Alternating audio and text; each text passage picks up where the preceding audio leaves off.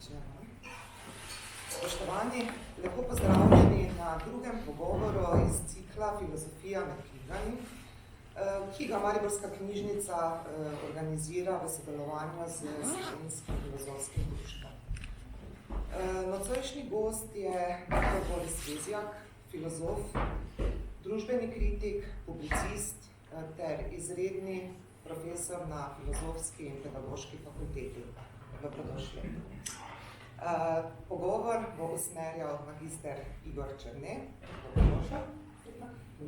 Želim vam lepo doživeti večer in prepuščam besedo današnjima gostoma. Izvolite. Najlepša hvala. Zelo me veseli, Boris, da si se odzval mojemu povabilu, da izvedeva ta današnji pogovor. Dotaknila se bomo različnih tem, nekako po sklopih bomo malo potovala med različnimi temami, ki se bodo nanašale na nekaj malega strogo, seveda na filozofijo, nekaj malega na stanje intelekta v družbi. Mislim, da bo zadeva kar zanimiva. Glede na to, da zadevo organiziramo v sodelovanju s Slovenskim filozofskim društvom, se mi zdi, da je prav, da pozdravim tudi predsednika Slovenskega filozofskega društva, dr. Gašperja Pirca, in njegovega predhodnika, dr. Tomaža Vršovnika. Pozdravljena. Mislim, da je prav, da jo pozdravim, kajti v zadnjih letih je pod njunim vodstvom SFD zadobil nek nov zagon, razna medinstitucionalna sodelovanja, katerega plod je tudi današnji pogovor. Udeležba, ki je za te nenavadne čase, v katerih živimo, je navdušujoča, tako da se zahvaljujemo tudi vsem vam, ki ste prišli. Upam, da boste uživali. Na koncu bo seveda tudi čas za vprašanja, tako da želim vam obido užitka. Boris, če se dotakneva najprej v prvem sklopu enega takšnega malo bolj širokega vprašanja, ki ni nujno vezano striktno na ozko filozofsko področje, bi bilo vprašanje inteligence, intelektualca. V današnjih časih, ko poslušamo vse možno število različnih komentarjev z različnih področij, bi bilo eno tako tehtno vprašanje, kdo je danes intelektualec? Kaj pomeni biti intelektualec in ali je neka intelektualna širina, neko, če lahko temu rečemo, neko splošno znanje, ki pokriva recimo temu več različnih področij, sploh še zaželjeno in ali bi moralo biti zaželjeno in ali se sploh še pojavlja v javni sferi, recimo temu tako? Ja, hvala za to vprašanje, Igor.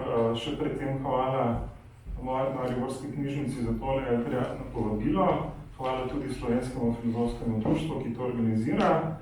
In predvsem hvala vam, da ste prišli, da sem pred težavno nalogo, kot pravi Igor, ki želi obilo užitkov.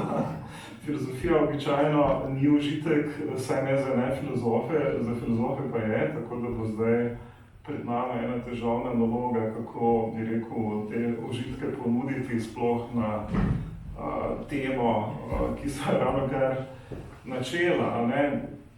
Zato vprašanje, kdo je danes javni intelektualec ali intelektualec in tako dalje, takoj povem, je že posebej zoprno.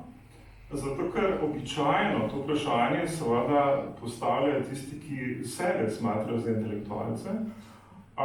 S tem, ko se smatrajo za intelektualce, se postavljajo običajno v neko superiorno vlogo, spravi mi, ki mislimo to družbo in vi, ki ne mislite ničesar in tako dalje. In ta pozicija, da smo zdaj nenadoma, bi rekel, v tej vlogi je meni super zoprna. Jaz bi si želel biti intelektualec, bom kasneje tudi povedal, zakaj. Ne želim pa biti ta oseba, ki, bi rekel, postopa na ta, recimo temu, zvišen način. To bi bil že moj začeten odgovor na to vprašanje. Namreč na pojem intelektualca se vežejo zelo ambivalentni, kako bi rekel, občutki ali pa presoje. Imamo recimo Michela Foucaulta, ki je absolutno verjel, da je naloga ali pa čas intelektualcev minil, zdaj tega časa več ni, pravzaprav smo dosegli neko fazo razsvetljenstva, ko so intelektualci bili pomembni, zato ker so vnašali več luči v dogajanje, razblinjali so razne predsodke in nevednost v družbi in tako dalje.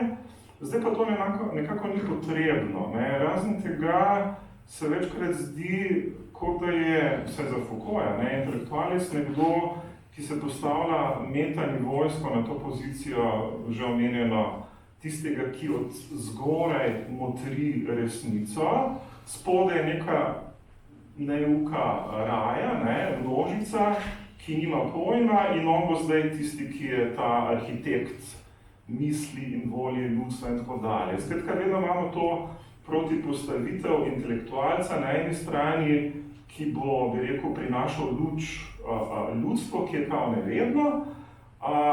In meni se seveda zdi, da se Foucault moti, ko na ta zelo, bi rekel, trg način postavi ta položaj intelektualca in tudi trdi, da je na nek način intelektualec v tem smislu odveč. Seveda, kaj bi potem bila naloga intelektualca, da se seveda spusti v neke družbene boje, da je aktiven in tako dalje. Jaz seveda mislim, da se pozicija intelektualca, nekega premišljevalca družbene stvarnosti in, bi rekel, družbeni boj, angažma in tako dalje ne izključujeta, da se tukaj recimo Foucault moti. Ampak če grem čist nekako v začetek, tam vidim recimo bivšega rektorja Mariborske univerze, doktorja Daniela Rebolja. In bi rad samo spomnil na naslednje, ker pač delam v tem univerzitetnem prostoru že veliko časa.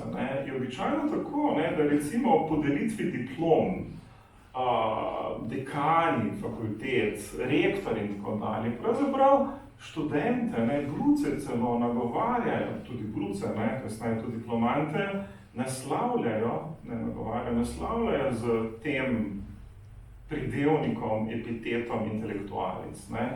In meni se seveda zdi, da nič ne bi moglo biti bolj ozko od te definicije. Spred ta definicija, da vsak, ki študira, ki je diplomiral in tako dalje, intelektualec, je pravzaprav neka Gramscijevska definicija intelektualca, po kateri so intelektualci tisti, ki so izobraženi duhovniki, učitelji in tako dalje, tisti, ki so nosilci nekega znanja. To je neka zelo, zelo specifična in ozka definicija intelektualca. Jaz mislim, da se danes največkrat seveda, ko se pogovarjamo o intelektualcih, kar kako potem končajo ti intelektualci, da pravzaprav običajno družba, namreč naši študenti vseh univerz, ne samo filozofi, tako da se pravzaprav celo življenje držijo tistega specifičnega poklica, za katerega so se izobrazili in družbi razen tega ne prispeva ničesar. Če bi kaj moral intelektualec početi, je gotovo to, da prispeva za svojimi premisleki, za svojim mišljenjem, za svojo vizijo, za svojo analizo, za svojo kritiko družbenega dogajanja k skupnemu dobremu, da na nek način reflektira dogajanje v družbi, ampak tega ti intelektualci ne počnejo. To počnejo v končni fazi intelektualci, ki jim pravimo javni intelektualci. Tako da najmanj, kar je, Igor, je ta dihotomija, intelektualec, ki je tega izobrazbenega tipa, pa se mi zdi, da je tu ta raba zelo ozka in morda celo napačna in ta bolj pogosta raba, ko pod besedo intelektualec mislimo na javnega intelektualca, no, potem pa se stvari zapletejo. No, bom povedal kako, če smem. Namreč, Ena od stvari je gotovo ta, ne, da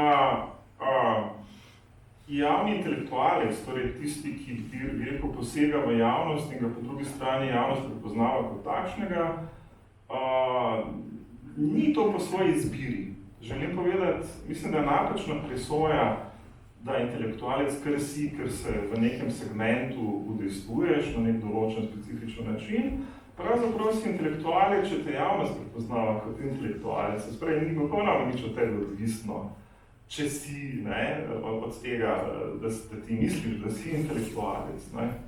In zdaj, jaz sem se pred leti s tem malo ukvarjal in sem razmišljal, kakšno orodje bi lahko uporabil, da bi gotovo kdo šteje za intelektualca. Ne. Če vas vprašam, kdo so zdaj ti slovenski intelektualci, koga boste našteli. Ne.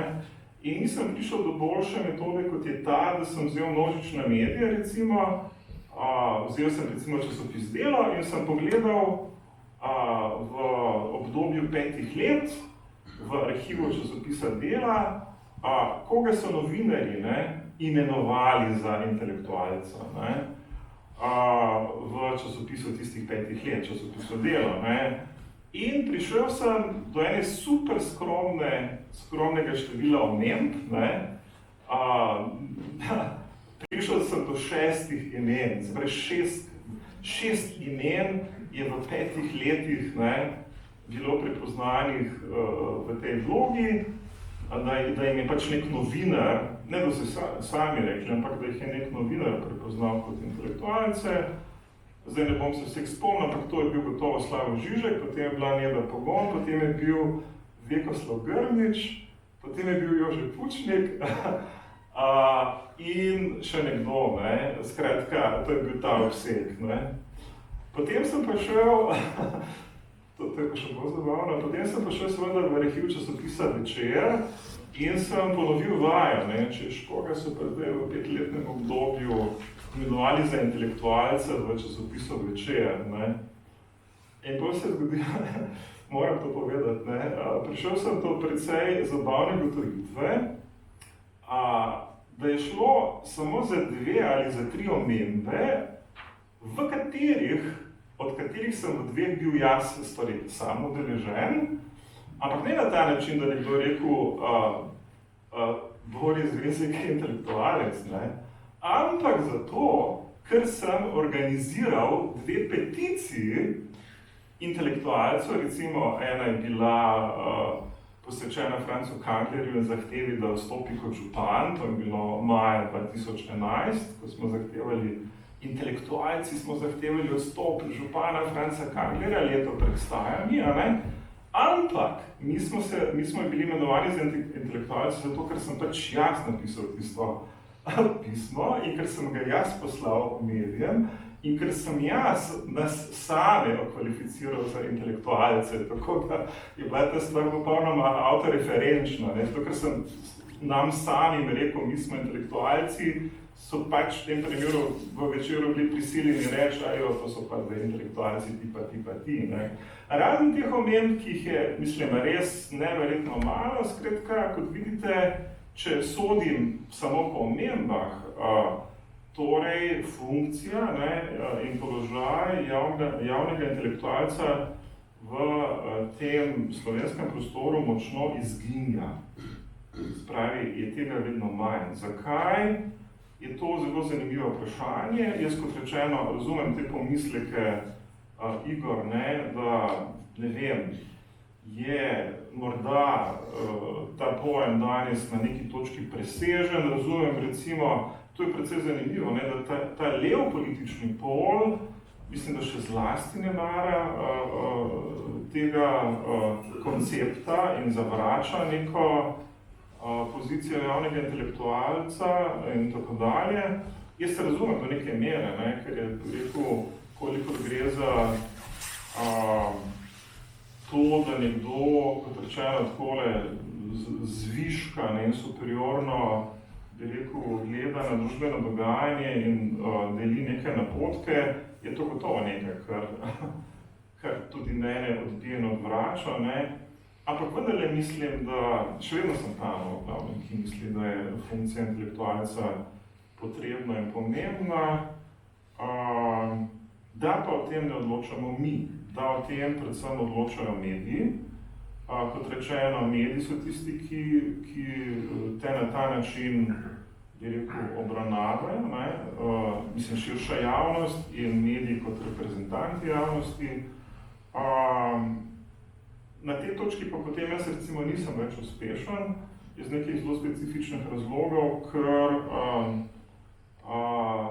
ker se takole že 20 let ukvarjam z medijsko kritiko in sem se vsem novinarjem in medijem zameril, tako da ne dopuščajo oziroma ne dovolijo več, bi rekel, prostora v njih, tako da sem nekako padel ven, tudi kot intelektualec. Skratka, če se želite medijem zameriti, potem vam svetujem, da se ukvarjate z medijsko kritiko, tako kot jaz, in potem bo pa žal, stranski produkt tega tudi, da žal ne boste dobivali več nobenih vabil medijskega prostora in potem tudi več javni intelektualec ne boste mogli biti, in to mene kar precej tako malo greni, da ne morem biti javni intelektualec, ker nima več prostora v medijih.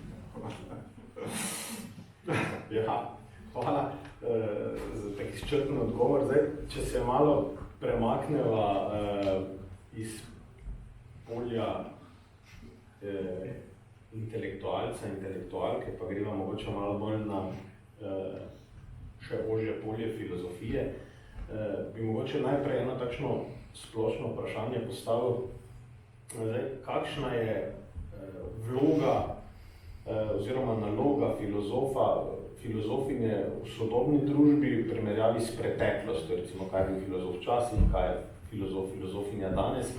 In pa morda kot podvprašanje še tukaj bi lahko morda rekli, da je filozofija na eni točki zgrešila, oziroma lahko uporabljamo kakšno drugo besedo, da si ni izborila recimo istega prostora kot sociologija, psihologija, antropologija, ker v medijih, v dnevnih pogovorih lahko redno poslušamo kako se za neko javno mnenje, za neke premisleke o nečem sprašuje psihologe, sociologe, antropologe. Filozofi so tisti, ki zelo redko kdaj tukaj sprašujejo, če prižgemo televizijo, bomo prej srečali koga izmed teh znanstvenih disciplin kot pa tam. In pri filozofiji je tudi to zelo velik razkorak. Zdaj, v najboljšem primeru nas imajo za, zelo pogosto nas imajo za nekoga, ki ima, ne vem, poglobljen pregled nad humanistiko, je sposoben nekega kritičnega pogleda na družbo. V najslabšem primeru pa vsi vemo znaka filozofa že, da nekdo reče, aha, ti si pa filozof, pa se tukaj marsikdaj tudi konča in je že malo, skoraj na nek način že malo slabšalno ali posmehujoče, recimo temu tak. Zdaj, kje je torej tista točka morda, da se filozofija kot neka znanstvena disciplina ni umestila na polje, da se bi jo malo resno v družbi namela nek status, ne samo recimo akademske ali pa raziskovalne sfere, ampak tudi v nekem splošnem polju. Ker širše... To je zdaj vse relativno, za nekatere filozofe vendarle je prostor, bi rekel javni prostor, ne vem, gledal sem silvestrski program in tam sem zagledal Slavoja Žižka od Maje Kevc, mislim, da je odgovarjal Tilenu Artaču na neka vprašanja.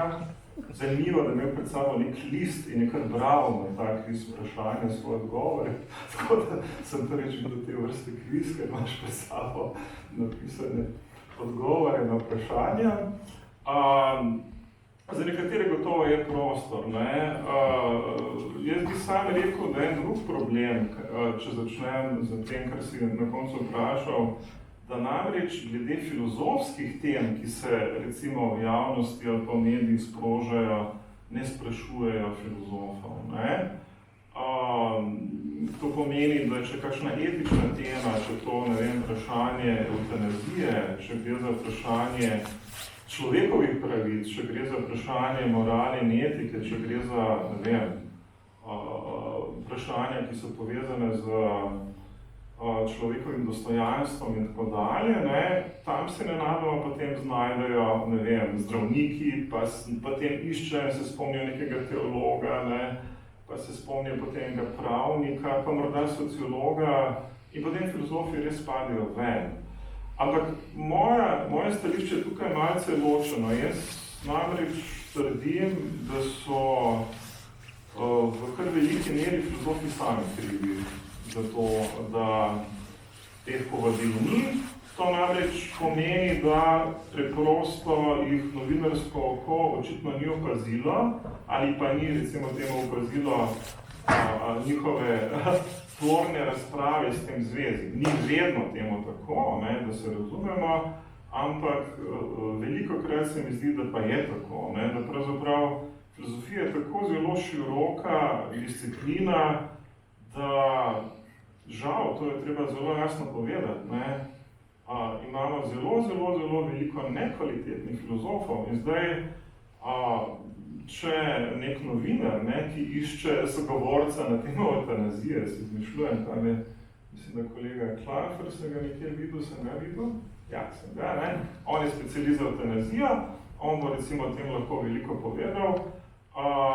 Ampak, če novinarji, ne, mediji, množični mediji v povprečju pravzaprav ne naletijo na zares zelo smiselno razpravo o neki tudi filozofski temi ali pa celo primarno filozofski temi, potem mislim, da so lahko upravičeno zadržani do povabil filozofom. Ne. Zelo veliko filozofije pravzaprav, ne, tukaj moram kako biti kritičen do lastne discipline, si skoraj s težavo zasluži to ime. Ne? In tu vidim eno od težav. Načeloma pa seveda drug razlog, zakaj mislim, da je filozofija recimo temu diskriminirana v javnosti, je pa gotovo teh 2000 in več let stereotipov in predsodkov, ki se vežejo na filozofijo. Ne? Tako kot si sam prej rekel, biti filozof, žal, tako kot že v antiki, mimogrede, pomeni danes veliki večini neko prazno govorjenje, ne? Govorjenje na pamet, blebetanje, govoričanje in tako dalje. Ne? Jaz sem recimo dost kritiziral to vrstne stereotipe, ne, pri slovenskih politikih, recimo Marjan Šarec ima to očitno v genu, ne, ko je bil predsednik vlade, mislim, da skoraj v vsakem govoru rekel, nehajmo filozofirati. Ne. To je uspelo tudi dekanu filozofske fakultete, na kateri sem zaposlen, ne, tako da ga je bilo treba spomniti, da ima na fakulteti tudi oddelek za filozofijo, ne, in potem se je recimo popravil. Tako da, mislim, proti tej vrstni stereotipizaciji bi se seveda filozofi, kdo pa drug, morali kot prvi boriti. Ne? Tukaj ne gre samo za stereotipe, ne, o filozofiji kot nekoristni vedi ali disciplini, ampak tudi o odvečni vedi. Ne? Evo, spet bom tam bivšega rektorja malce hecal.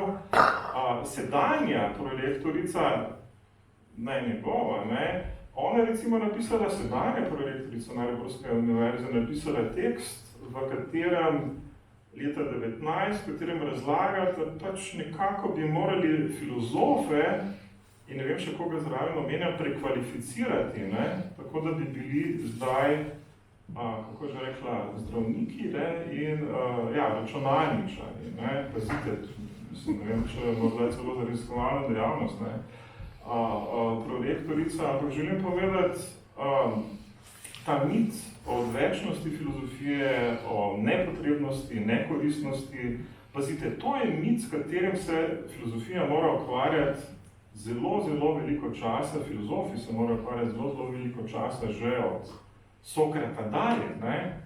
Mi smo nekaj dni nazaj imeli informativne dneve, takšni časi so in ne vem koliko časa smo posvetili temu, tej demitizaciji, ne, razgrinjanju predsodkov o tem, kdo je filozof in kdo ni. Ne. Če želite vi prepričati dijaka, da bo upisal filozofijo, morate iti skozi to, kar je žalostno, zelo žalostno, morate iti skozi, bi rekel, to fazo ali pa to etapo, da ga prepričujete, da filozofija ni to, kar množice govorijo, da filozofija je. Skratka, neka nekoristna, večna stvar. Nasprotno nam filozofom, in to znamo tudi dobro argumentirati, se zdi super koristna in nepogrešljiva stvar.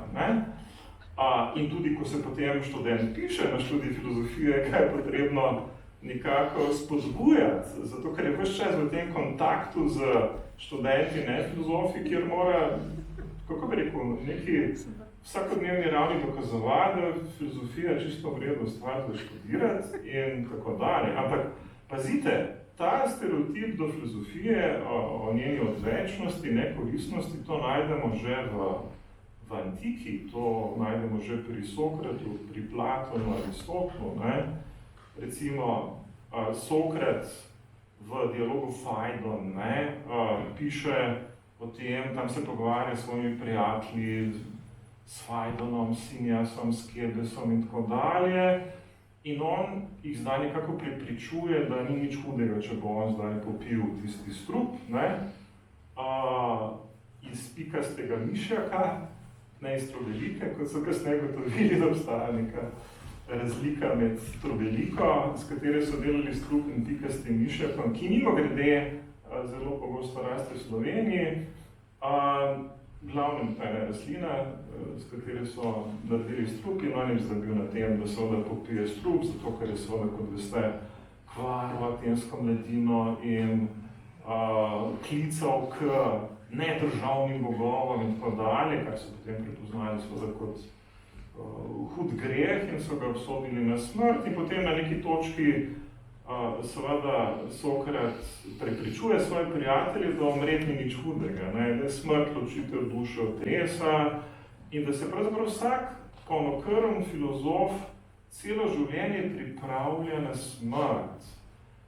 Poanta je seveda ta, da si pravzaprav filozof ves čas želi, bi rekel, te bližine duše, telo mojo napoto, tako da je smrt kot ločitev duše in telesa neko zelo zaželeno stanje in potem postavi to tezo, da filozofija pravzaprav je neka priprava na smrt.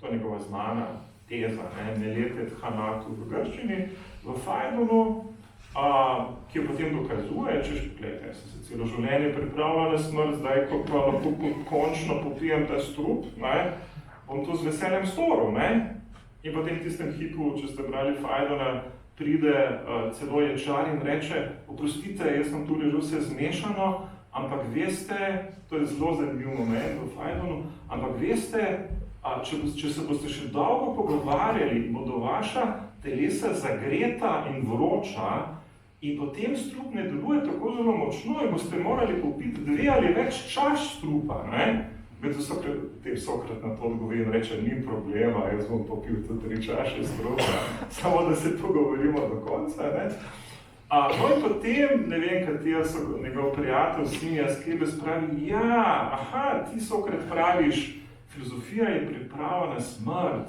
ampak ali si že slišal, kaj pravijo ljudje, da namreč, to bi bilo pa zelo lepo, da bi ti filozofi bili mrtvi,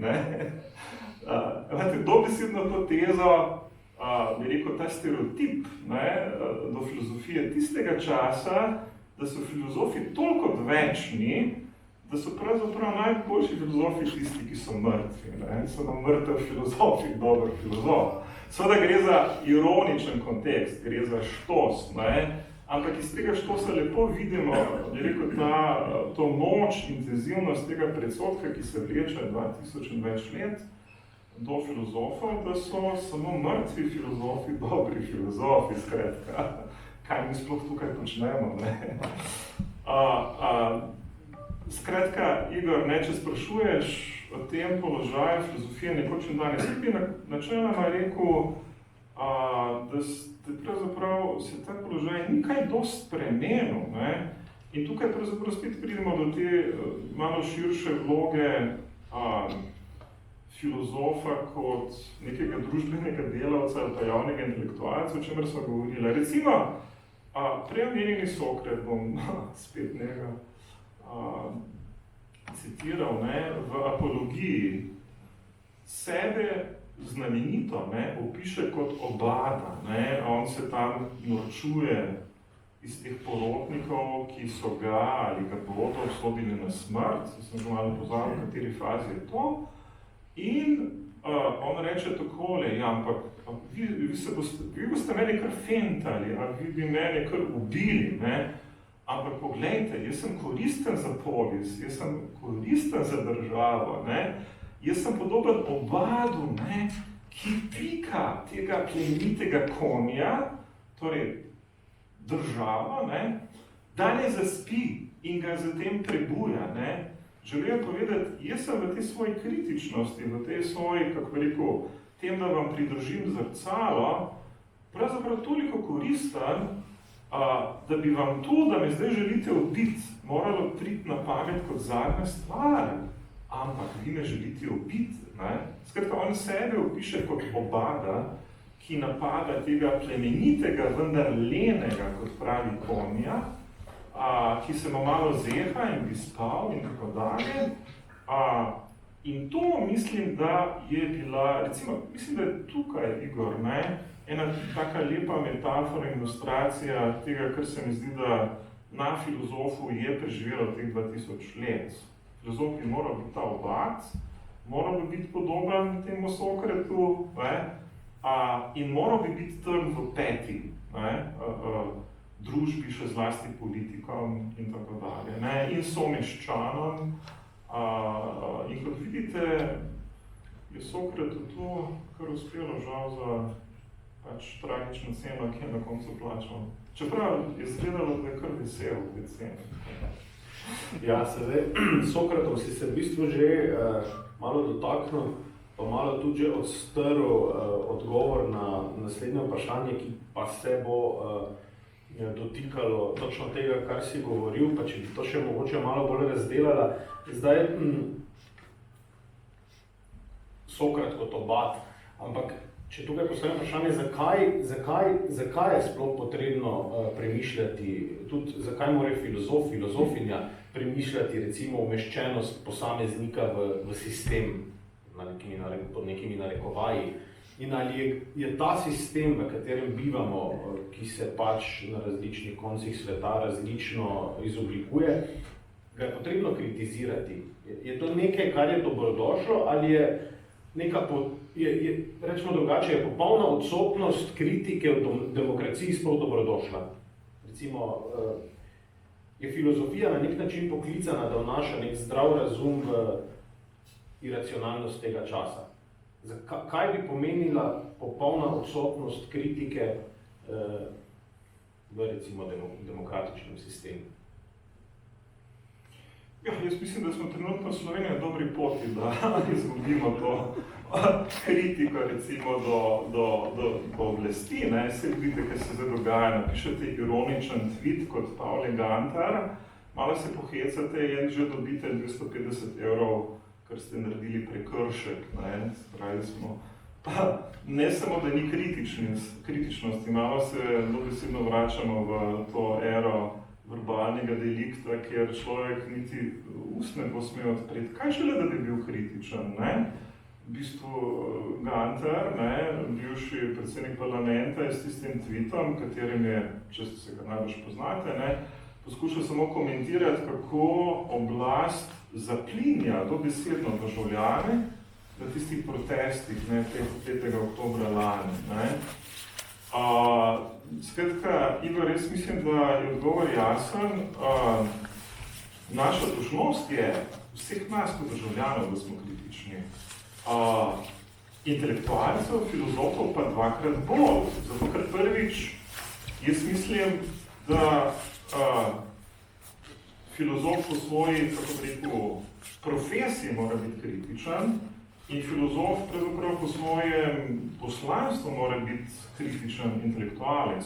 Tukaj bi spomnil na velikega Noama Chomskega. Jaz mislim, da Chomsky kotira na tej lestvici intelektualcev najbrž v čisti špici, ne, če bi dolgo razmišljali, kdo so ti svetovni intelektualci, bi najbolj zelo hitro prišli do Noama Chomskega. In seveda še koga.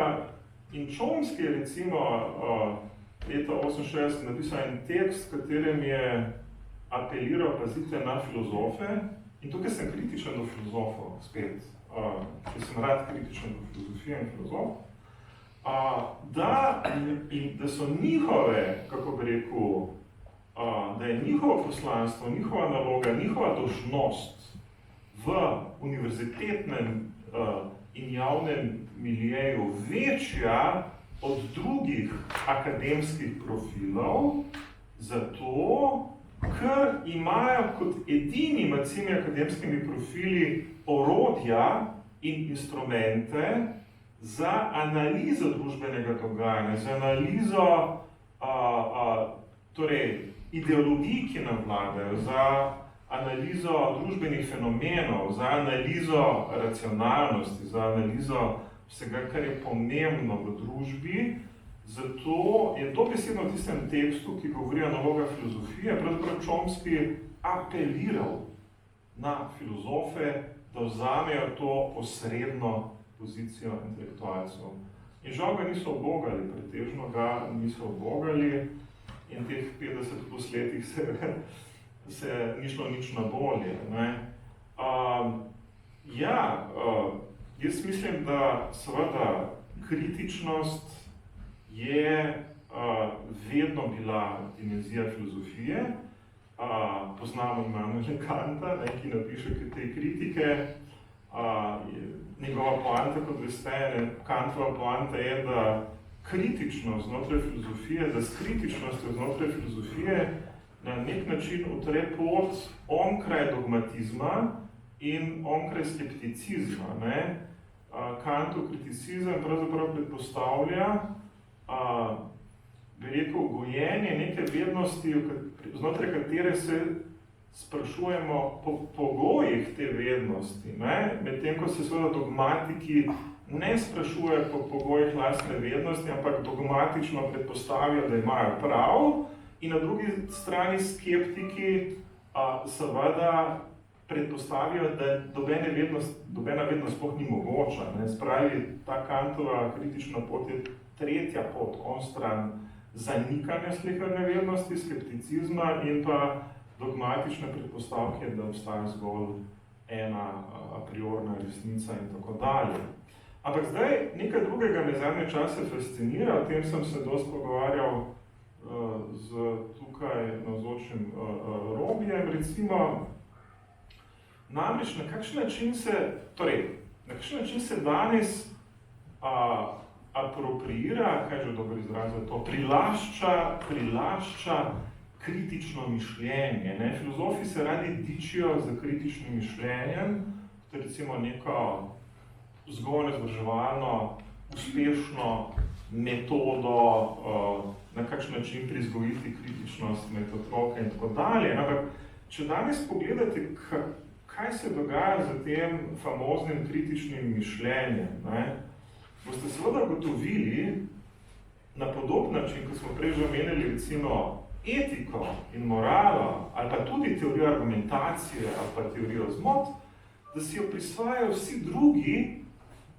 in da počasi, bi rekel, to postaja polje neke vednosti, ki je vedno manj filozofsko. Sprej, na podoben način, kot danes v etiki razpravljajo pravniki, teologi in sociologi, na podoben način, kot danes v teoriji argumentacije govorijo oglaševalci, PR-ovci, komunikatorji in ne vem kdo vse, samo ne filozofi.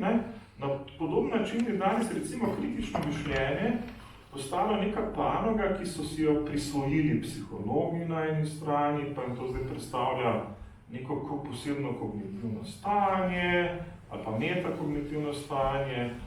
Potem na drugi strani je ta kritična misel nenadoma postala, bi rekel, neka poslastica za tehniki bi tudi govorili kritično misel, ampak oni imajo svojo predstavo, kaj kritična misel je. Skratka, prvo vidimo, kako bi rekel, vsebina, teme, tematsko polje, ki ga doslej pokrivala filozofija, nenadoma postane, bi rekel, ekskluzivna last drugih, pri čemer bi seveda filozofi bili veseli, načeloma, če se zdaj psihologi, tehniki zanimajo za kritično mišljenje, ampak ne, oni se zanimajo na način, da prilagodijo svoj koncept kritičnega mišljenja temu, kar potrebujejo, pri čemer jih ne zanima filozofska podlaga kritičnega mišljenja. Ne? Lep primer te apropriacije, prisvojitve je recimo pojem mindfulness, čuječnost. Mindfulness. Kaj je zdaj ta mindfulness? Mindfulness je več kot očitno nek generičen pojem, ta pojem je zdaj hit, vi imate seminarjev o čuječnosti, koliko želite, imate znanstveno produkcijo o čuječnosti, vsi se zdaj ukvarjajo s čuječnostjo. Ampak če greste analizirati, kaj ta mindfulness je, potem boste videli, da to je nek generičen pojem, v katerega je vtkana, ne vem, 10 filozofskih šol, ne vem koliko filozofskih epoh in tako dalje. To je neka oblika, meditativne prakse, ki malce spominja na nirvano, pa spominja malo na stoiško ataraksijo, neko duševno neznemirenost. Lahko bi šli in bi našli v različnih filozofskih in religioznih šolah nastavke za ta mindfulness, ki je na koncu samo en zelo instanten pojem, v osnovi filozofski, ki se ga danes za razne potrebe, marketinške, psihološke, ne vem kakšne, uporablja. Tako da, to me recimo jezi, da filozofi prepuščamo polje svojega delovanja ali pa teme, ki so filozofske teme nekako drugim, na to več nimamo nobenega vpliva in te teme začnejo figurirati kot neko čisto drugačni pojmi, z drugačno vsebino, v drugačnih kontekstih in popolnoma izmaličijo začetno intenco in začetno vsebino leteh. Tako da tu, spet krivim filozofe, da v zvezi s tem skoraj nič ne naredijo. V glavnem, ne vidim drugega kot to, da če bo kdo moral polje filozofije, bi rekel, braniti, potem so to filozofi v prvi vrsti. Zdaj, če ga oni ne branijo, drugi namesto njih ne bodo branili filozofije. Tega se bi filozofi morali zavedati in se vam opravičujem vsem filozofom tukaj v tej dvorani, da toliko govorim pravzaprav o filozofiji na ta način, da jo grajam. To je morda bolj razprava za interni krok. No, jaz mislim, da ni nič narobe, glede na to, da je cikel pogovorov v naslovu cikla je filozofija, tako da tudi če se v bistvu je zaželjeno, da se te stvari dotaknemo. Ampak jaz bi šel mogoče tu malo bolj detajle. Po eni strani vidimo, da gre za neko umankanje kritike, ki bi bila na mestu. Po drugi strani pa se že danes vsak lahko samega sebe okliče kot kritika. Zdaj, mogoče malo bolj tako specifično vprašanje, pa kaj je tista pravilna struktura kritike? Kaj je tisto, kar je pri kritiki, da lahko rečemo, to je pa kritika na mestu, ali pa nekaj, kar je po domače rečeno flancanje? Kaj so ene najpogostejše, recimo, napake v kritiki, ki se jih bi morali izogniti, da lahko rečemo, da smo konsistentni v nekem svojem delovanju? Ja, to si dobro gotovo. Kritični smo načeloma vsi in si morda celo domišljamo, da smo dobri v tem, zjutraj, ko nergamo partnerju ali partnerki, pa zvečer, pa v službi nergamo, pa nergamo nad vlado, nad vsem nergamo in si domišljamo, da smo kritični in smo, bi rekel, v tem smislu kritični državljani, da to ni kritičnost, to je pravzaprav nerganje. Absolutno bi morali ločiti tudi med kritiko in kritikastrstvom ali čem podobnim, pri čemer je kritikastrstvo najbrž kritičnost, ki je sama sebi namen ali kaj podobnega. Če pa že sprašuješ po metodi, kaj je dobra kritika in kaj ni, potem bi sam gotovo dejal, da ravno o tem govorijo dobri učbeniki kritičnega mišljenja. Jaz mislim seveda, da je dobra kritika tista, ki je, kako bi rekel, racionalna, ki je utemeljena, ki jo lahko podpremo z razlogi, pri kateri lahko, bi rekel, navedemo argumente za to, zakaj je ta kritika, bi rekel, potrebna in zakaj ni potrebna. Seveda mora biti kritičnost v prvi vrsti usmerjena, bi rekel, v pravo temo, v pravo tvarino. Jaz običajno, recimo, poskušam kritizirati recimo medije, pa družbene fenomene, pa politike in tako dalje. In se mi zdi, recimo, če sem čisto konkreten, da to najlažje počnem na ta način, da opozarjam prvič na manipulacije, laži, prevare na eni strani, potem propagandne metode na drugi strani, potem na argumentacijske zmote in prevare na tretji strani. In da je to pravzaprav nekaj, kar se meni zdi, mislim, super koristno, zato ker, mislim, meni se zdi, da bi se drugim moralo zdeti super koristno, največkrat se ne, tako moram reči, ampak največkrat se drugim očitno ne. Namreč nekaj se treba zavedati, tukaj bom pa zdaj imel neko čvrsto stališče. Jaz mislim, da živimo eno dovolj nezrelo demokracijo v Sloveniji, ki je vredna vse kritike. In da bi seveda te kritičnosti glede to, da je vredna vse kritike, moralo biti več. Jaz prispevam svoj delež, kolikor lahko, morda 2-3 na teden, kaj napišem na svoj blog. Kot rečeno, v medijih me ni, tako da imam pa svoj blog, to je moj medij. Pa imamo Facebook, ker smo lahko kritični intelektualci, če že v množičnih medijih ne moramo biti, ampak tam so vsi kritični intelektualci, to je ta problem, tako da se zgubite v milijonih drugih. Kakorkoli že, zdi se mi seveda, da je kritičnost v tem slovenskem družbenem trenutku prepotrebna, da je pravzaprav deležna neke deflacije popolne, da v bistvu samo ta oblast, če jo pogledamo, ki je po svoji strukturi avtoritarna oblast, bi ta kritičnost morala biti seveda vsakodnevna, strani nekaterih najbrž tudi je, ampak absolutno se mi zdi, da premalo. Tako da, kaj narečem? Jaz mislim, da je kritika dobra takrat, kot rečeno, ko je utemeljena, ko je lahko, kako narečem, falsificiramo in preverimo, bi rekel, ali stoji na nekih zdravih temeljih in tako dalje. In da to relativno hitro vidimo, ali je dobro ali ne.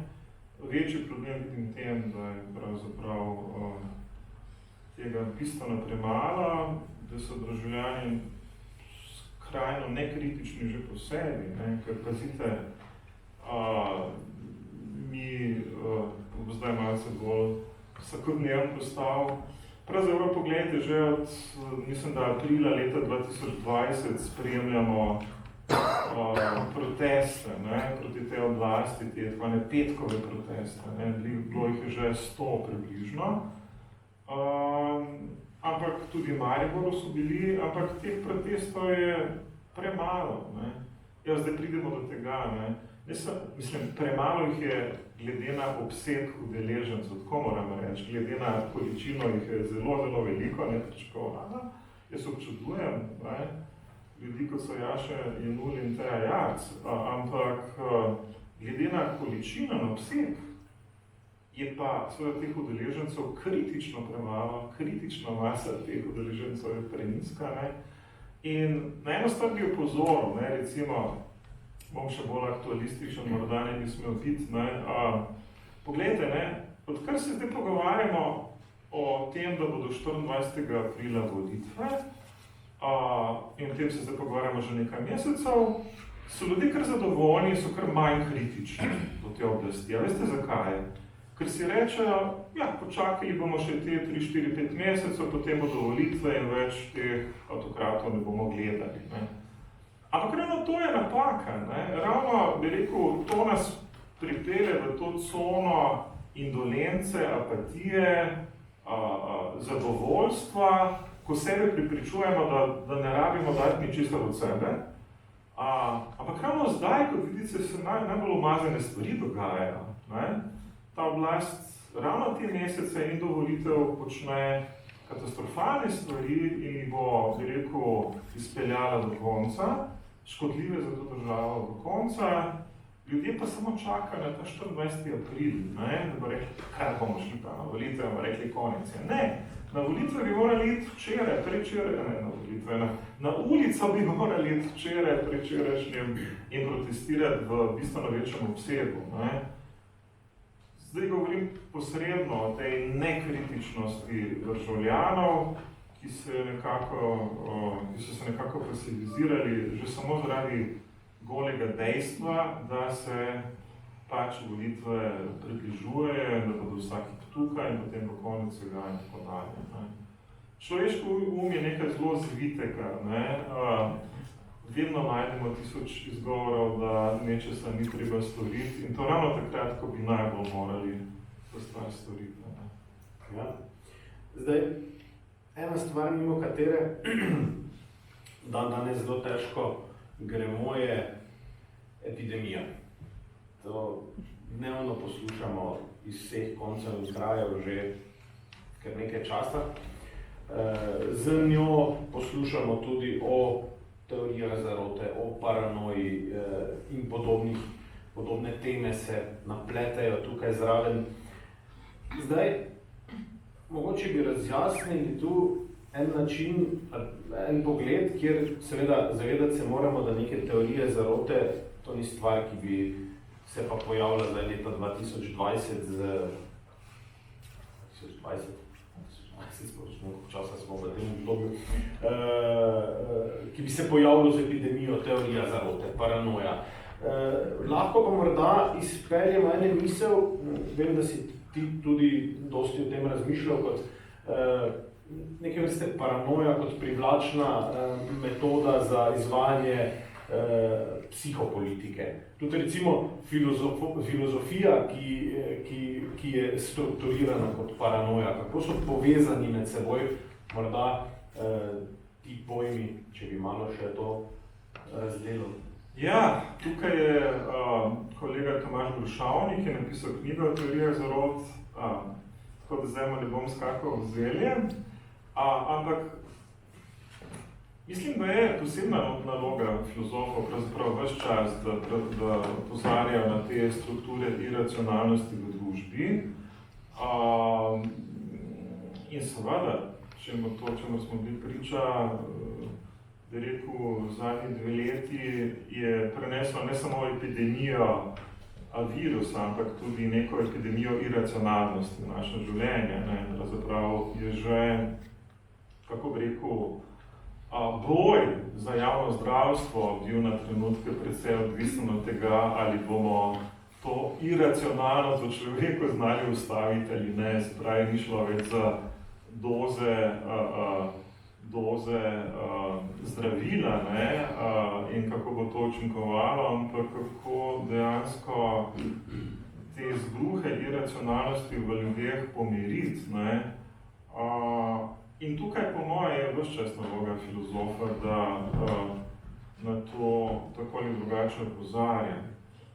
Ampak meni se seveda zdi, da ta konspiracizem, te teorije zarot, o katerih se pogovarjamo, bistveno bolj obvladuje recimo to družbeno mentaliteto v Sloveniji, kot smo to pripravljeni priznati. To, čemer se čudim, je pravzaprav zakaj smo se šele leta 20 začeli pogovarjati o teorijah zarot. Še pa so tukaj med nami, bi rekel, vse navzoče ves čas. Ne? Pa zdaj ne govorim o teh klasičnih teorijah zarot, ne vem, kot so kemični repti, pa chemtrailsi, pa ali Elvis Presley še živi, ali je že mrtev, ali smo stopili na Luno, ali nismo stopili na Luno, ampak vse to, ne? Govorim pravzaprav o tem, kako se v Sloveniji že 20 let, 30 let dela politiko. Politiko se dela skozi konspiracizme, skozi teorije zarot. Se ta vladajoča politika, ki imamo zdaj, je velemojstrica tega. Ne? Jaz sem napisal eno knjigo o paranoji, kateri dokazujem. Paranoja je zelo podobna družbena struktura kot konspiracizem. Kako pravzaprav vladajoča oblast uspela prepričati in hipnotizirati slovenske množice, svoje vojsko volivcev, s pomočjo, bi rekel, paranoidnih mehanizmov, skozi psihopolitiko, psihopolitiko paranoje in teorije zarot. Zakaj psihopolitiko? Zato, ker je psihopolitika preprosto način nekaterega v Sloveniji stranka SDS, recimo, uspeva skozi svojo propagandno mašinerijo in psihološko instrumentalizacijo volivcev doseči svoje cilje.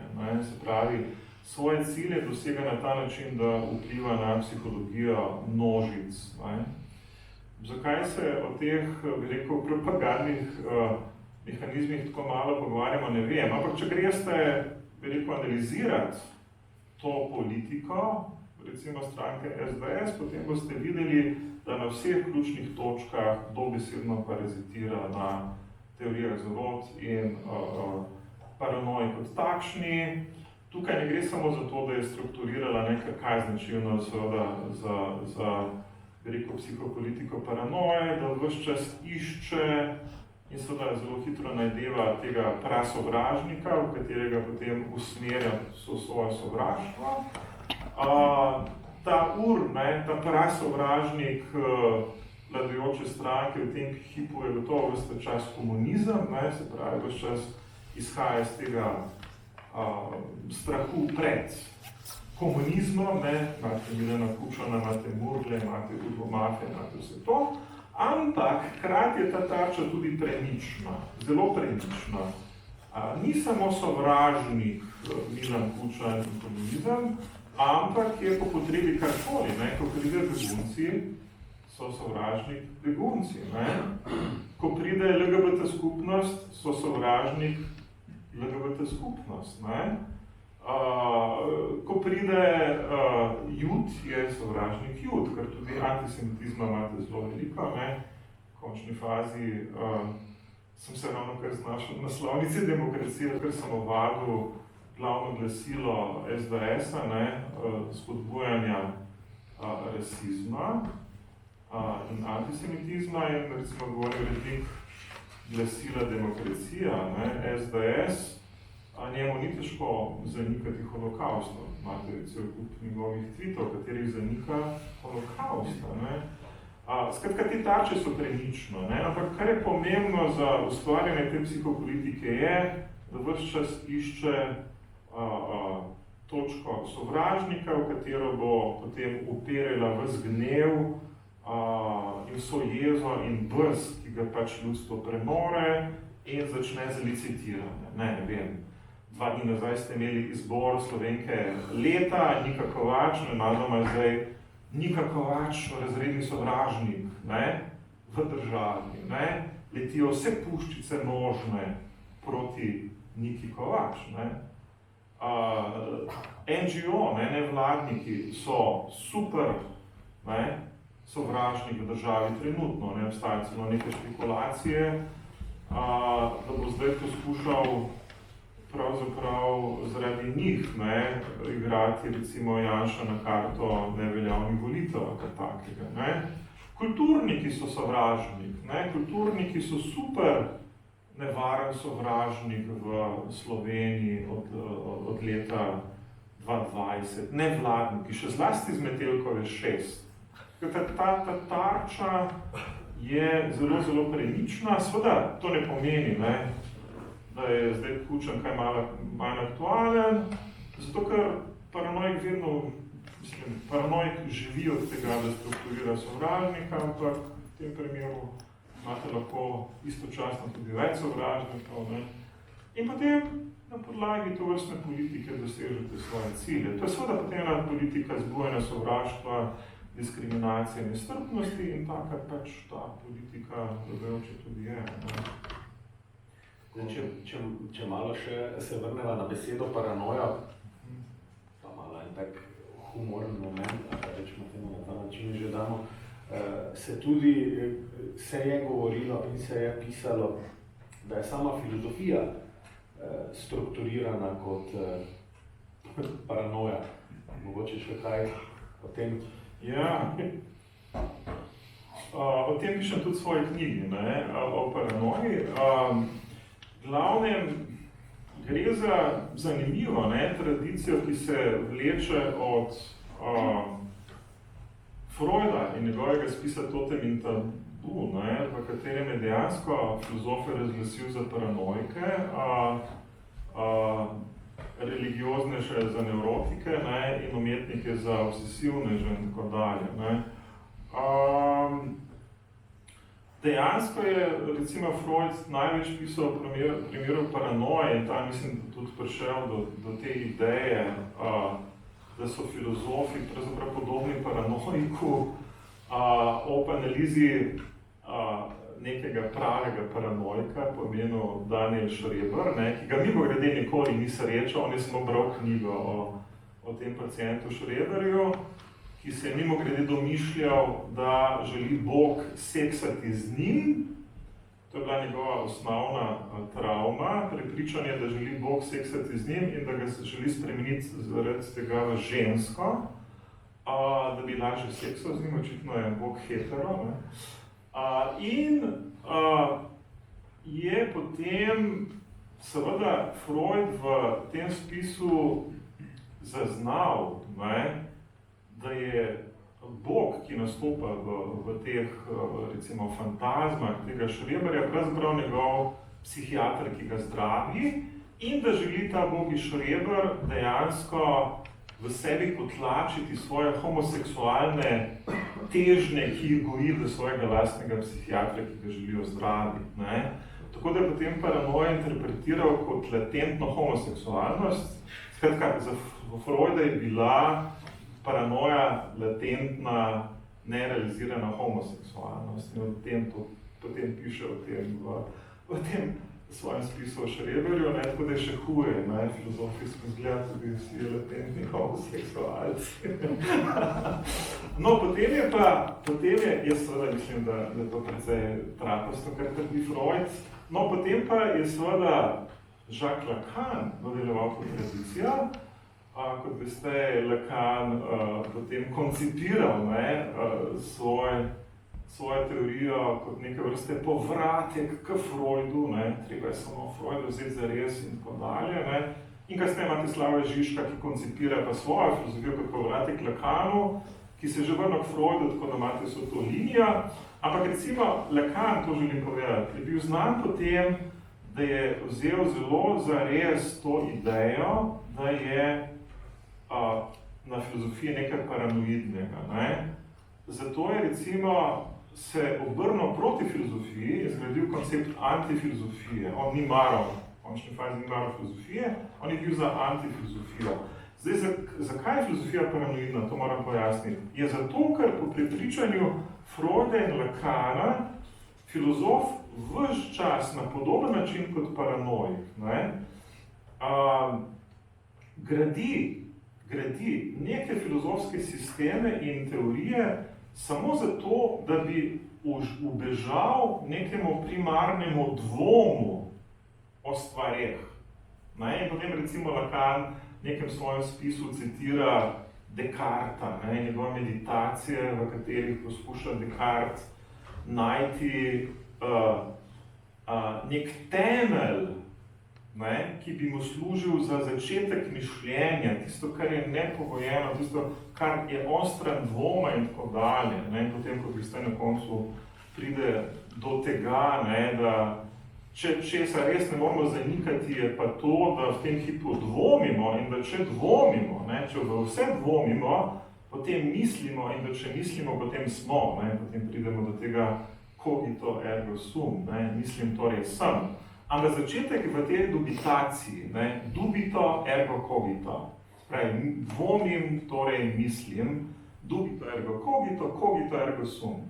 Ne, in ta dubitacija, ta dvom se je zdel Lacanu in že Freudu tako zelo sumljiv in tako zelo paranoiden, ne, da je na podlagi tega dvomljenja razglasil filozofijo za paranoidno. Ne. Tukaj citira, Lacan prav citira tega zlega duha, ne, skoraj Descartes ima v meditacijah to možnost, da se sprašuje, kaj pa če zdaj razmišljam o tem svetu in tako dalje, ampak moje misli ves čas vodi nek zli duh, to niso moje misli, to je nek zli duh, ne, malo ženi, ki mi imputira svoje misli v mojo glavo. Kaj bo pa zdaj s tem naredil? Ne?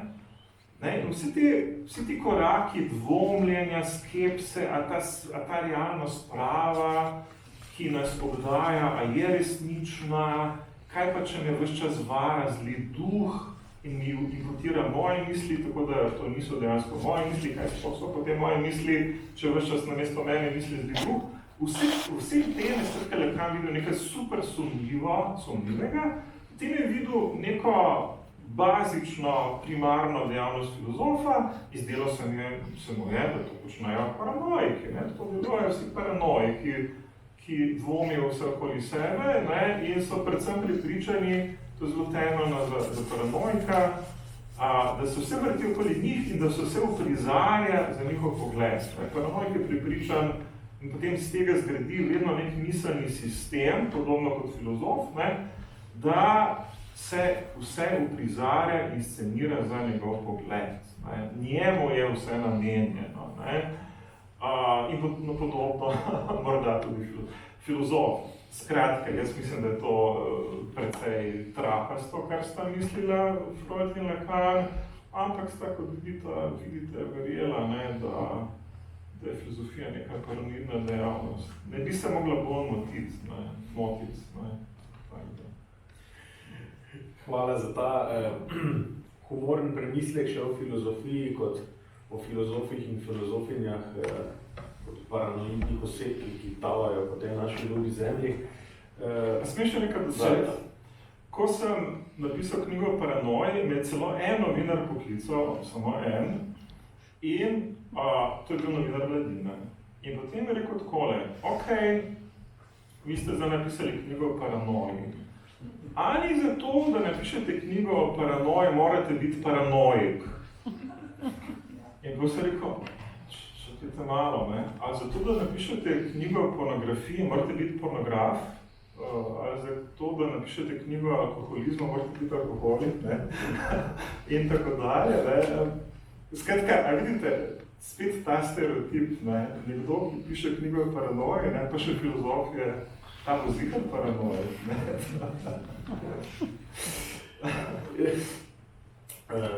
Boris, hvala za vse te tvoje pronicljive razmisleke, za vso temo, ki sva jo obdelala. Bomo počasi zaključili zato, da imate še slušatelji čas za kakšno vprašanje, z veseljem ga postavite. Če imate še kaj za vprašati, če imate kakšno vprašanje, če se je komorkoli karkoli porodilo, kar bi radi izpostavili, ste vljudno in lepo vabljeni. Ja, ker? Meni se je že na začetku porodilo vprašanje v zvezi z intelektualci in filozofi. Če so filozofi intelektualci, kar lahko vidimo, ali so intelektualci potem filozofi. Ne, seveda ne. Ne, mislim, to ni bila na nobeni točki teza. Moja Jaz samo mislim, da so filozofi najbolj poklicani, da bi morali biti javni intelektualci, seveda pa so javni intelektualci tudi drugi profili. Ker tukaj se vse čas pogovarjamo pravzaprav o čem, ne? Da znanstvenik, ne? V čem je razlika zdaj med intelektualcem in znanstvenikom? Ja, očitno v tem, da znanstvenik odgovarja zgolj za en ozek spektr ali pa na zelo ozek spektr vprašanj, ki zadeva njegovo področje zanimanja in poklic, kolikor ta konvergira ali se ujame z nekim družbeno relevantnim vprašanjem in tako dalje. Ne? Medtem ko javni intelektualec pravzaprav po definiciji, po mojem mnenju, meri na to širino, na celoten spektr družbenega dogajanja kot družbenega dogajanja. Ne? V tem smislu bi pravzaprav intelektualec moral biti nekdo, ki ima neko vizijo povezano z dogajanjem v družbi in tako dalje, ne samo da opozarja kritično na anomalije, ne vem kaj. In tukaj se mi zdi, da so morda filozofi malo bolj poklicani za to. Nikakor pa ni ta enačaj med obema pojmoma. Zdaj nisem mislil na enačaj, ampak moja teza pač je, da intelektualec naj bil tudi vsaj malo filozof.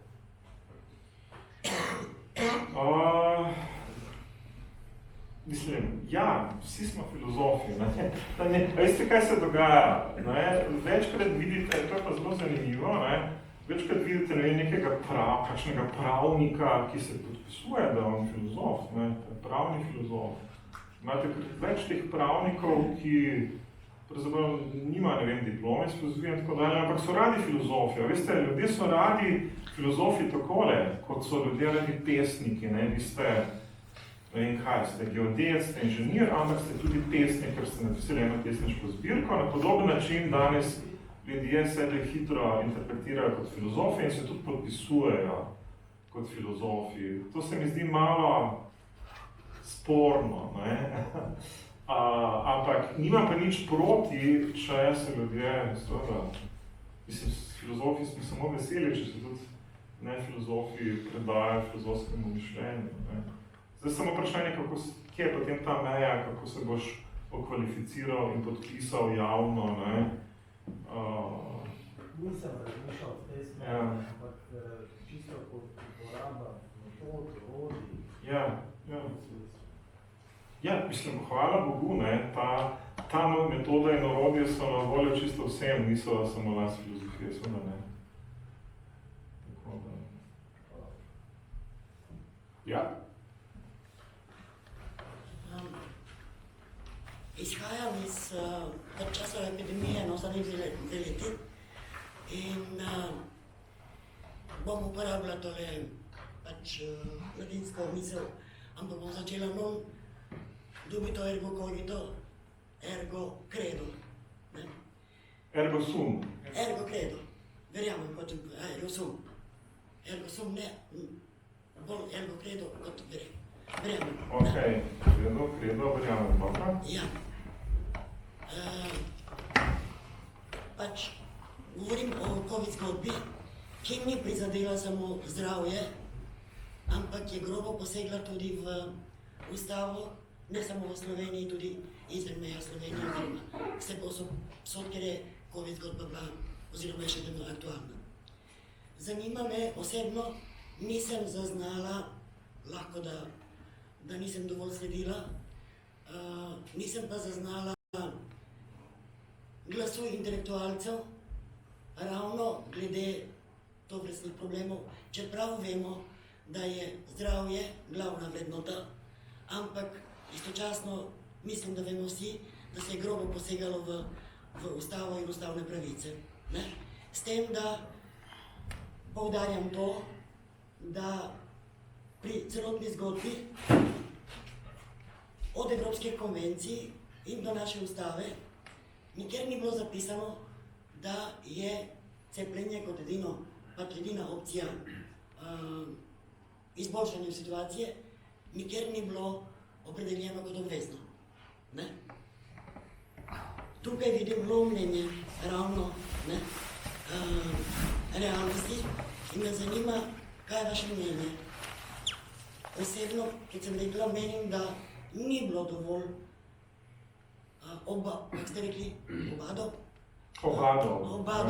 Ni bilo slišati obadov. Ni bilo intelektualnega glasu, ki bi spregovoril tudi o tem. Ker ob zdravju so ostale pravice enako zelo, zelo pomembne. Kakšno je vaše videnje dogajanja? Ja, kot ste lahko objavili, jaz nisem bil v tej zgodbi, res nisem bil bac, tudi na način, kot vi to, bi rekel, predlagate, iz enostavnega razloga... Samo sprašujem. Iz enostavnega razloga, ker sem gotovo bil v taboru cepilcev, da tako rečem. Žal smo se tukaj razdelili. Jaz seveda ne verjamem, da so te dihotomije cepilci, anticepilci zelo produktivne. Nisem zdaj ta navijač, ki bi rekel, mi smo cepilci, vi ste pa anticepilci in mi moramo vas poraziti, ne gre za to. Ampak preprosto teh vprašanj v situaciji, v kateri so ljudje množično umirali, v kateri so ljudje množično zbolevali, ker je šlo, bi rekel, za zelo tragične zgodbe. Ta vprašanja se mi, pač povem, zelo po pravici niso zdela toliko ključne narave, da bi moral odigrati vlogo obadov. Se pravi, povedano drugače, jaz ne znam presoditi, če so ti ukrepi bili protiustavni. Če bi znal zelo dobro presoditi, zato bi moral imeti zelo veliko pravniških znanj in morda biti tudi pravnik. Bom rekel nekaj zelo provokativnega. Morda bi celo v tej situaciji, ko bi znal presoditi, da je prišlo do kršitve ustave, pravzaprav v imenu zaščite javnega zdravja in tega, da ljudje čim manj trpijo in zbolevajo, bil pripravljen kakšno stvar tu spregledati. Evo, to je zdaj moja provokacija. Skratka, jaz mislim, da ko damo na tehtnico dve stvari, človekovo življenje in na drugi strani nek dokument, tudi če je ustava, če je stvar zelo jasna, moramo preprosto slediti večjemu dobremu, v tem primeru je večje dobro definitivno bilo zdravje ljudi in njihovo preživetje. Nisem pa res zaznal, po moje vednosti teh kršitev ustave na ta način ni bilo. Pravim pa, tudi če bi bile, bi bil v veliki dilemi. Tako da tu jaz nisem bil videl bat, ker nisem videl, da bi moral igrati vlogo. Najbolj sem pri tem razmišljala iz vidika intelektualec, je ena zadeva, ampak glede na to, da vsi filozofi, sociologi, politologi in tako naprej niso iz zdravstvene sfere, torej, so enaki laiki kot tisti ostali, ki so dvomili v zgodbo. Razumete? Ja. O tem govorim, In me je zanimalo, odkot ta slepa vera, ki je skoraj v fanatizem prešla pri večini prebivalstva. Ker znanja tukaj, da si nalijemo čistega vina, tudi pri intelektualcu tovrstnega znanja ni. Da bi lahko sam presodil, koliko je zgodba težka, koliko pa ni. Iz tega sem izhajala. Se pravi, jaz sem začel današnjo zgodbo s tem disclaimerjem, da v bistvu intelektualec ti kar ne moreš biti. Če te drugi prepoznajo in oklicuje za intelektualca, potem najbolj si, če je to dovolj množično, da pa samega sebe smatraš za intelektualce, pa seveda zelo, zelo premalo. Tak v tem smislu jaz moram druge vprašati, če sem jaz intelektualec, ampak vidim, da me pravzaprav v medijih ni tako, da bi sklepal, da nisem. Što videti, vprašanje ni letelo v vas osebno. Lahko samo še eno vprašanje, ker nas je tukaj ogromno, pa bi verjetno še drug nekaj vprašal, da ne bo eden zavzel vsega prostora. Izvolite. Ni bilo mišljeno. Ja, danes ste kar nekaj vezani tvojimi intelektualci za tvojega človeka znanja. Zdaj vprašanje je v tem modernem času, ko je znanje vedno širše, kako je možno sploh doseči široko znanje, ko več ni možno danes imeti renesančnega človeka, količine informacije. To je vprašanje, prvo vprašanje je bilo, kako to mogoče doseči, drugo vprašanje bi bilo, Vprašanje ste zastavili na začetku, pa ni bilo odgovorjeno, ali družba želi danes imeti ljudi z širokim znanjem. Ne? Jaz bi rekel, da celo bi odgovor ne, ker če želimo biti uspešni, se moramo koncentrati na samo eno področje in samo eno področje se specializirati. Ne? In zdaj je prav obratno tistega želje za širino znanja. Torej, če smo širokega znanja, potem smo manj uspešni, drugo pa ne želi manj uspešni ljudi. Torej, kako rešiti problem širokega znanja, kako rešiti problem, da je lahko človek uspešen tudi kot za širino znanja, ne samo z specializacijo. Ja, zdaj vprašanje je, kako definiramo to širino znanje. Ne? Danes več ni Aristotela. Aristotel je bil ta super, bi rekel, znanstvenik, ki je, ne vem, seciral živali, potem je šel pa napisal knjigo o meteorologiji, potem je napisal knjigo o metafiziki, ni da ni, kar je počel. Ne? Vprašanje je, kaj zdaj ali obstaja kaj takega kot širina znanja in ali ima ta pojem še kakšno vsebino.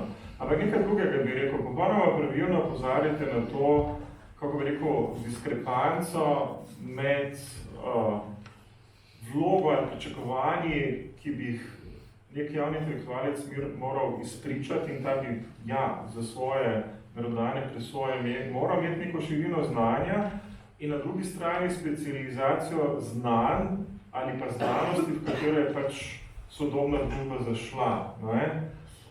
In tukaj moram kritično, pa hkrati z neko mero razumevanja spregovoriti recimo o tej univerzitetni srednji. Ne? Namreč, kaj se danes dogaja, ko smo že pri tem pojmu intelektualca. Danes boste v univerzitetni sferi zelo težko našli ta profil intelektualca.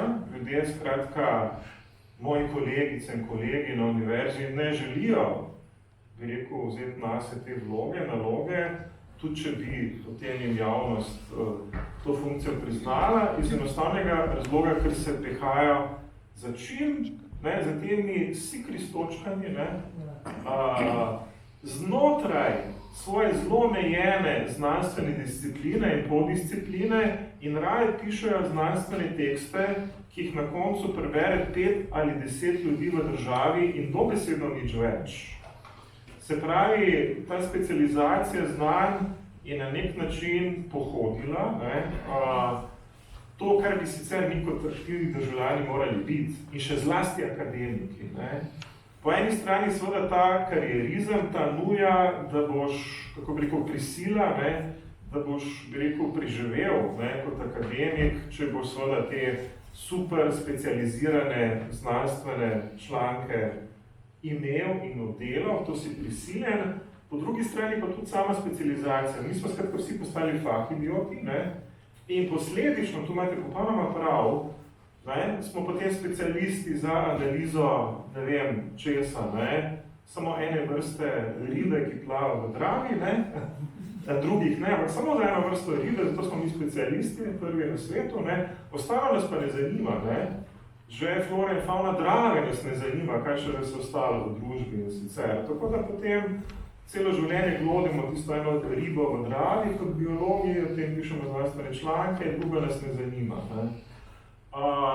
Tako da na nek način na sistem, akademski sistem in družbeni sistem dokazovanja v to sili, na drugi strani pa se mi vendarle zdi, da v človeku mora obstajati ta želja in potreba, da ne počne samo tega, da ga družbeni fenomeni zanimajo, da se počuti vpletenega, da ga zanima lastna prihodnost, usoda, da ga zanima usoda družbe, da mu ni vseeno, kdo je na oblasti in tako dalje in tako naprej. Skratka, tu se poraja, to sem mogoče danes pozabil izpostaviti, to vprašanje človekove družbene odgovornosti. Kdaj in kako biti kako ravnati družbeno odgovorno, kako biti aktiven, kritični državljan. Mislim, to je zdaj vprašanje, ki bi se ga vsak med nami moral zastaviti. Kdaj in s kakšnimi dejanji dosegam ta minimalni standard kritičnega državljana ali pa aktivnega državljana. tukaj se vse začne. Ne? In se mi zdi, da morda to bi rekel, pozicijo intelektualca niti ne bi potrebovali, te pozicije ne bi potrebovali, če bi seveda vsak med nami igral to vlogo, kritičnega državljana. Ti moji kolegi, akademiki, pa seveda glodajo tisto eno ribo v Dravi, ne? In tako do penzije, in kot rečeno, ne, dekan in rektor pa jih potem pohvalita o podelitvi diplome, magistera, doktorata, da oni so pa intelektualci. Ne. Tako da so potem še prepričani, da so res intelektualci s tisto ribo v Dravi.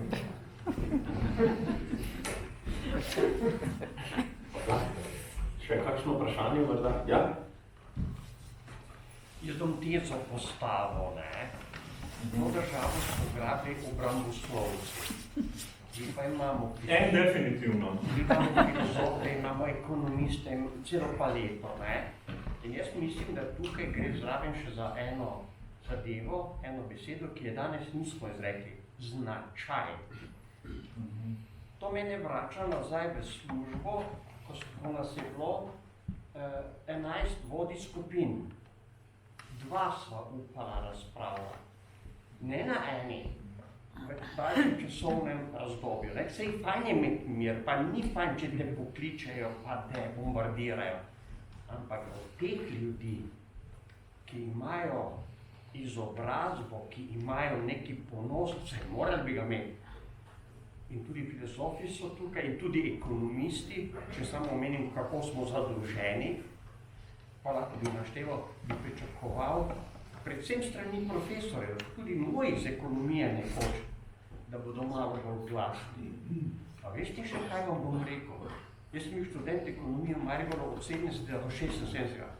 A veste, da so upali, kaj več povedati, pokojni profesor Lah Crnkovič, da smo študenti razumeli. Danes pa imamo občutek, morda sem krivičen, zdaj posplošeno, ne samo posamezno, oziroma izključno posamezno, ker posamezniki upajo, ne? To moram priznati. Ampak več bi pričakoval, premalo je tega. Ne? Sploh, ko gre za take neumnosti, da ne rečem idiotizme, ne? Ob drugi priliki bom malo razložil komunikacijo med menoj in poslancem Marinom Pojbičem. Ko sem ga pripeljal do tega, da ima osnovno šolo, ne pa maturant. Me razumete? Pa sem ga pripeljal do tega, ne? To pa rečeš, skozi vso komunikacijo, ki smo imela preko računalnika, a je to možno? A je to možno? A je on filozof? A je on intelektualec? Ja, ne vem, če bi znal to črtovati, besede. Kaj ne rečem, ja, to glede vloge ekonomistov je zanimivo. Imamo nekaj ekonomistov, ki, bi rekel, analizirajo in kritizirajo dogajanje, ne vem, Jože Damjan, pa Bogomir Kovač sta verjetno med najbolj izpostavljenimi. Ampak veste, kaj je zanimivo, ko že omenjate mariborske ekonomiste, ne, te stare šole. Nekaj zanimivega se dogaja, ko smo prej govorili o javnem komentiranju in intelektualcih. Ne. Mariborskih ekonomistov pa dejansko ne vidite. Tiste, ki vidite, so v teh državnih službah relativno visoko, če so, ker so del, bi rekel, problema, ne rešitve. In kritični bolj in manj niso. Ne. Ta mariborska ekonomska šola res ne da veliko od sebe, to bi se strinjal. Ampak po drugi strani bom pa še nekaj povedal, to pa se mi zdi res pomembno. Kdo je danes pripuščen k javni besedi, je zanimivo vprašanje. Ne? Recimo, bom skozi anekdoto poskušal povedati, jaz se recimo spomnim 20 let nazaj, so se mediji, takrat še jih nisem to kritiziral, ne? So se mediji še kar zanimali za moje mnenje. Ne? Pa se spomnim, da so se enkrat pripeljali studija City, ne? So hoteli imeti moje mnenje, pa se rekel, ja, ampak jaz stanujem na Ptuju, takrat sem živel na Ptuju, že ni problema, pridemo. Ne? in so se pripeljali k meni domov na Ptuj in me posneli. Cela ekipa Studio City, ne?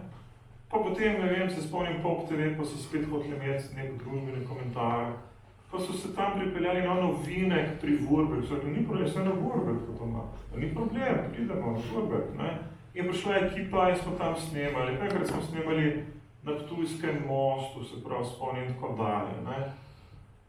Ampak to je bilo 20 let nazaj. Vmes sem se zaradi medijske kritike očitno medijem novinarjem zameral, ampak zgodilo pa se še nekaj drugega, kar je neodvisno od tega. Namreč, mediji so se ekonomizirali. Kaj za to pomeni? To pomeni, da več teh ekip na terenu ni. Veste, ne bo več prišel Studio City za vas na Ptuju ali Maribor, ne? Ne bo prišel Pop TV na Vurberg, ne? Ali boste vi prišli v Ljubljano, ali pa nič, ne? In to se zdaj dobesedno tako dogaja, veste. Prej mediji so postali zelo ljubljanocentrični, ne? Vi ste pripuščeni do besede samo, če ste tam nekje, ali pa če se na svoje stroške pripeljete v Ljubljano in je to, ne? Do vas mediji več ne bodo prišli. In tukaj zdaj že Maribor nenadoma, čeprav ima, ne vem, RTV regionalni center ali kaj takega, v precejšnji meri pade ven, ne? Tako da treba je razumeti, da, če govorimo tako malo lokalpatriotsko, ne, da je to, da biti javni intelektualec, ne, in priti do besede pa žali Bog, prideš pretežno lahko samo skozi medije. Danes bolj manj pomeni biti lociran v Ljubljani, govoriti po ljubljansko po možnosti, ker do vas pač noben novinar ne bo prišel. Mislim, noben, malce pretiravam. To se dejansko to zanimiv fenomen, no? Kako je ta stroškovnik medijev pripeljal do redefinicije tega, kdo pa zdaj lahko nastopa v medijih in kdo ne. Tako da, mogoče ti mariborski ekonomisti niso toliko krivi, ne, vam želim povedati, malo so že, ne, malo so pa spet krivi, mogoče, ne. Še kakšno vprašanje morda? Povedati, da mi iz teh univerzitetnih sfer, ne samo iz ekonomije, ne pričakoval večji odziv na ta dogajanja, ki so, ne, ki pa niso po mariborsko fajn daleč od tega, ne. Ja, se strinjam. Glede na čas, še eno vprašanje, imamo čas, če še ima kdo kakšno?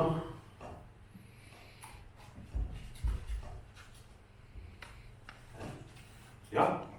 Ja, mene zanima ena bolj aktualna zadeva, ko sem vaše ime tudi zasledil med podpisniki Zavezništva za demokratično in pravično Slovenijo. Ste pač nagovarjali ene točno določene politične stranke, če ste kakšen odziv dobili od njih, pa če še kakšne take podobne odzive načrtujete?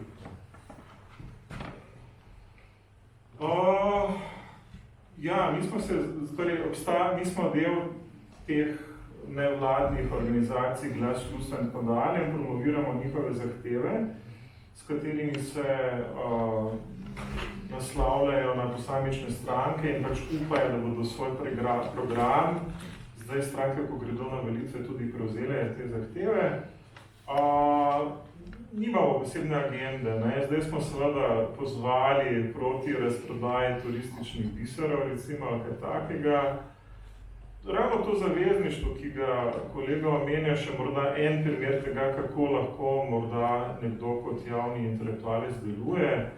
Če sam ne, potem pač preprosto napišeš z istomišljeniki neko pismo in poskušaš, bi rekel, po svojih močeh prispevati k družbeni dobrobiti, opozarjaš na avtoritarne težnje te oblasti, jo grajaš in tako dalje, ne. To mislim, da je pač ena od formul, kako se človek lahko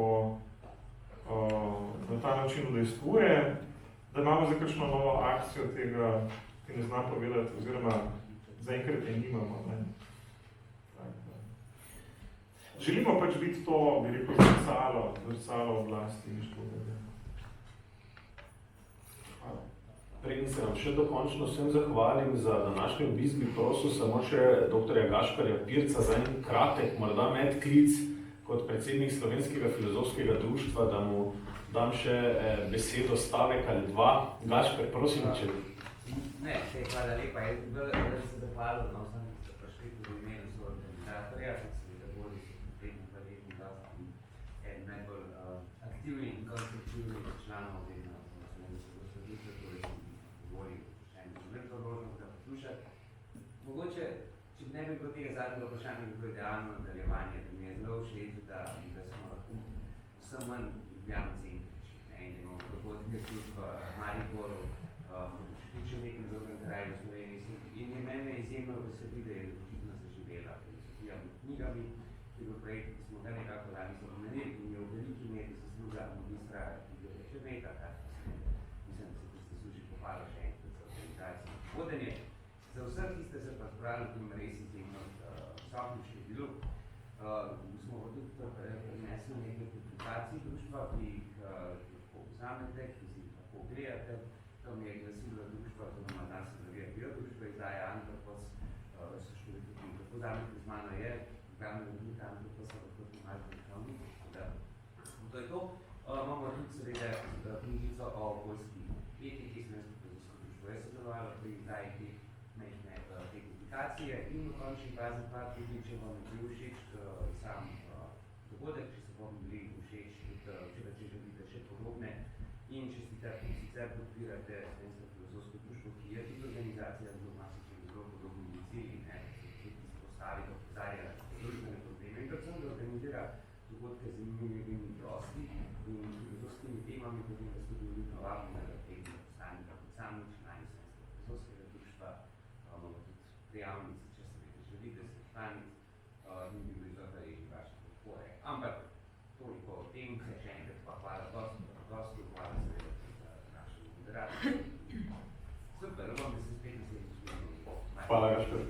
Boris, tebi še enkrat hvala. Res hvala vam še vsem, ki ste se danes udeležili dogodka, res izjemno število vas je prišlo. Spremljajte obvestila na strani oziroma na različnih profilih virtualnih in drugačnih Mariborske knjižnice in SFD-ja. Dogodki filozofije med knjigami se bodo nadaljevali, nimamo sicer zdaj še prihodnjega datuma, vsekakor pa se stvar nadaljuje. Hvala še enkrat. Hvala vam. Srečno.